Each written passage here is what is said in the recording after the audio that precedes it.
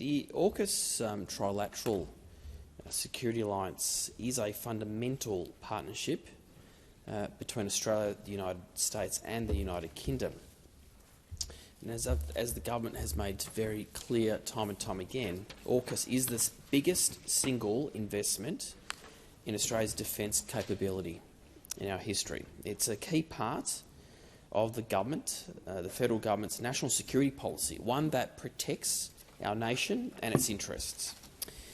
Now, we're facing the most challenging strategic circumstances since World War II, and the federal government's approach is to build, to maintain and to operate conventionally armed nuclear-powered submarines, ensuring that our defence force is equipped and prepared to confront these challenges.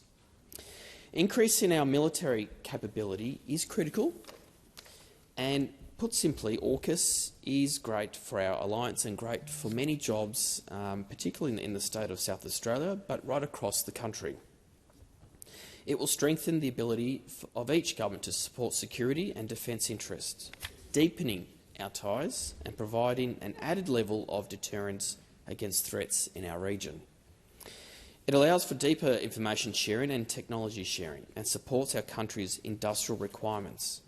It allows for integration across security and defence-related science, industrial bases and supply chains.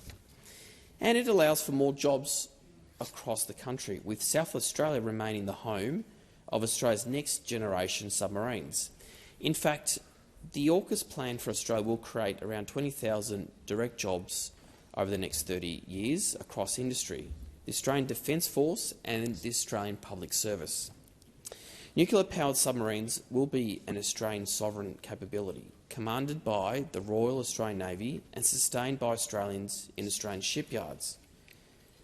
So it's fair to say that the government rejects completely this motion because the government has not wavered from its commitment to protecting Australian sovereignty.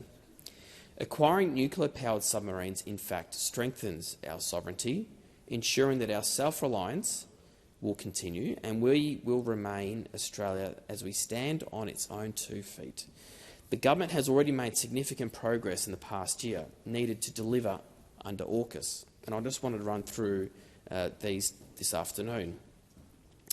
We passed the first tranche of enabling legislation back in June last year. We established the Australian Submarine Agency.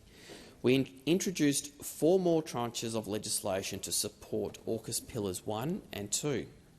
We supported 2 cohorts of Royal Australian Navy personnel graduating from the US Nuclear Power School. We finalised the land exchange with the South Australia to acquire land for the submarine construction yard in Osborne and began early works on the site. We launched the South Australia Defence Industry Workforce and Skills Report, and we allocated over 4,000 additional Commonwealth-supported places to universities across Australia to build the skills for our build. Importantly, the government is making practical progress under AUKUS Pillars 2 advanced capability, including 12 new initiatives announced by AUKUS Defence Ministers last December.